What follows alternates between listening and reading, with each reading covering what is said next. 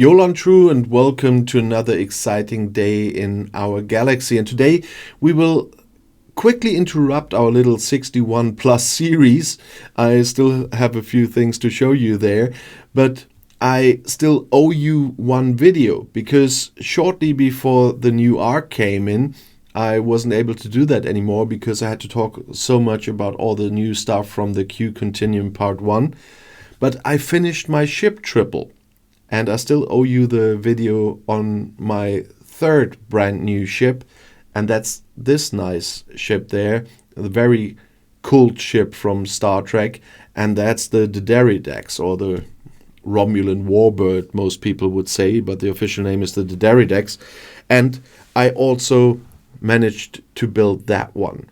I worked a lot on faction credits, as you can see. The D Deridex was the last because my Romulan faction is the lowest, so I get the least faction credits there.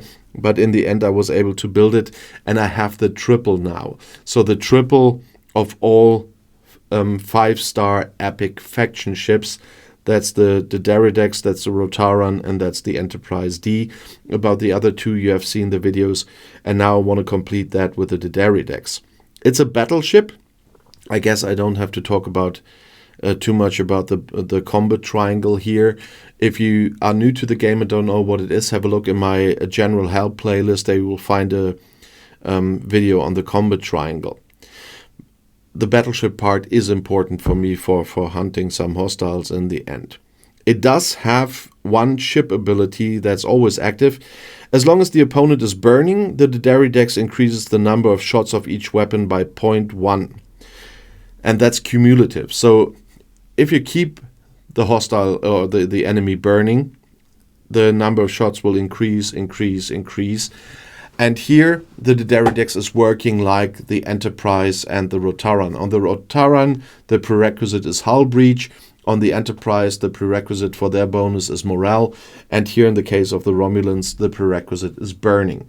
So I usually do that with below deck officers. That means for the Rotaran, I use B'Elanna Torres because I need very strong crews for certain hostiles, and I don't want to change them by including this on the bridge. So I put B'Elanna on the Rotaran below deck. I put Harry Kim on the Enterprise D below deck, and I put Neelix on the Deridex below deck so that they can trigger these abilities here.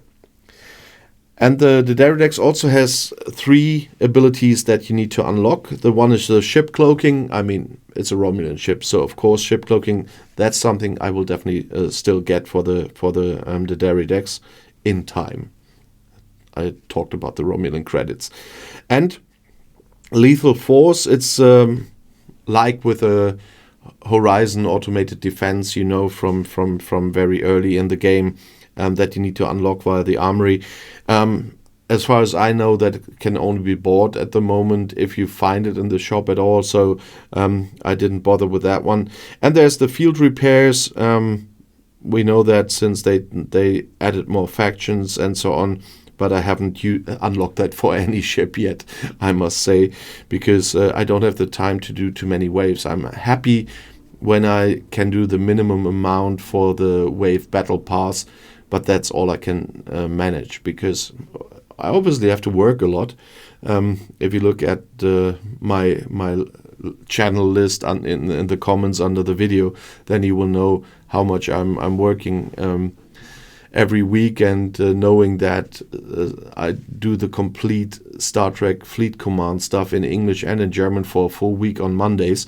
So you can imagine how much work I have to do. So I'm not playing 24/7, and with all the new loops and more grind that came in, I can only do minimum waves, and that's why I have no field repairs yet at all. And it's still a nice ship. It starts with with almost 600 million power. If we and you need 650 blueprints. The blueprints you can get, of course, via the faction as usual. I said that with the credits in the Romulan faction. We go there for a second. The epic 5-star ships are still quite cheap, I have to say, compared to what's coming afterwards, with just 3,000 faction credits per blueprint. The Negva has a price of 12,000. That's my next uncommon ship that I could build. That not yet, cannot build it yet, but I can get the blueprints at the moment. There are 12,000 faction credits for one blueprint, so 4 times the price as those here. But you need 650, so it takes time to do that. But you see that despite having the D Deridex, I also have 15 blueprints already again, and that is via the G5 Epic Armada. But you know, the Armada exchanges, I probably don't have to tell you too much. But if you're in that level range, you will have the G5 Epic Armada pack here, and there you can get the Deridex blueprints. That's where I have the 15 new ones from, although I already built it. But there's one thing I wanted to talk about, the ships that I haven't done in some time, because in case of the 5-star epics, I used it a little bit. Because if you are very close, and it's sometimes really annoying that you, from 650 blueprints, you're missing 3 and have to wait and to wait. Although today is a certain event for upgrading ships or whatever, then you have a different chance to do here. I cannot show you the cheaper ones because otherwise I would spend faction credits, but I can do it with a 10 chest exchange. Because even if the number with a 30k is red, you still can get the blueprints even if you don't have the faction credits. If you just click it, then it tells you how much Latinum you can use. And that's why I wanted to bring that up again. Because if you have some credits, of course, that will be mixed into the price, and the rest that you are missing will be paid with Latinum then. And so I could buy 10 blueprints for the Deridex now again, just with 283,000 Latinum, but I obviously won't do that. First of all, I have it, and I'm almost broke on Latinum. But that is something I haven't mentioned for quite some time. That's why I wanted to do this today. You can do it if you have Latinum. So if you're just missing some faction ship blueprints and want to have it now, and are impatient. I always talk about patience, but in this case, sometimes it's allowed to be a little impatient. And that's how you can do it, for example. And to be honest, I did that with the Deridex. The last 5 blueprints I bought with Latinum because I didn't want to wait. And we had a material event at the time, so I could use some materials on the Deridex as well. My Deridex is not my main ship. It is at the moment still the Rotaran, but I need to shift that. I will come to that in a second. But still, I spent some material for events on the Deridex. It's tier 2, and that means it has 700 million power now. That's not a lot on in the 60s level range, but still, it's quite helpful.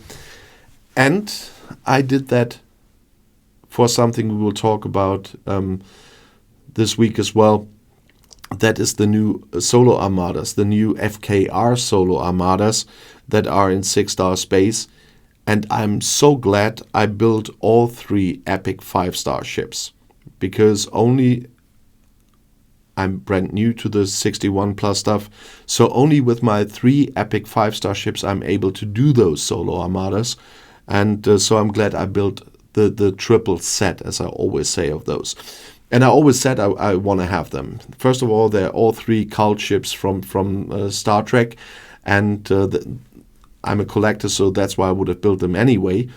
But they are really worth it for me because I can do those 6-star solo armadas already, and they are tough. You will see that in a few days, and we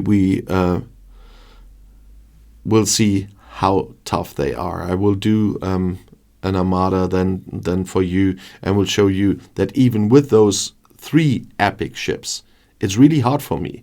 I still need my Titan for that one. But I can do them, and I could do some exchanges there already. So that is pretty nice, and that's why I'm glad that I've got all 3.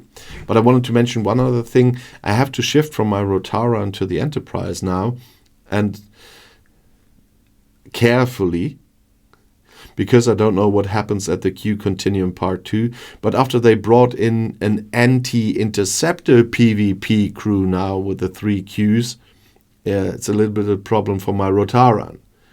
So I'm carefully balancing the ships at the moment. I don't know if they suddenly bring in an anti-explorer crew next month, so that's why I'm not going excessively just for one ship. So I'm balancing them out a little bit at the moment to see how those crews develop. But if there's only an interceptor PvP crew in the end, it makes no sense of pushing my Rotaran God knows where. That's why I'm once again glad that I have all 3 of them. But the D Deridex is a nice ship here as well, but as I said, you will need Neelix below deck if you want to trigger the Warbird ability, or if you're using a burning crew on the bridge anyway, so be it. But that is a prerequisite for this. So it's good when you have all 3, B'Elanna, Harry Kim and Neelix. Those 3 are really helpful not to block some of the bridge slots to get one of the 3 states you need for the epic ships. And so try to get those officers in time. And that's probably why I think I've seen a pack in the store for that. Probably because I have those 3 ships or whatever. But I already have those officers, fortunately. But have a look out in-game if you have a chance to get them. They will be very helpful, especially from the point where you get the epic 5-star ships. Of course, I want to know your opinion about the Deridex as well. I mean, it's a cool ship. And if you want to do that, you can do it in the comment below the videos, or on Discord. You know that everybody is welcome there. And if you want to see another video right now, the next one is right here in the end screen. I'll see you there. I'll be back.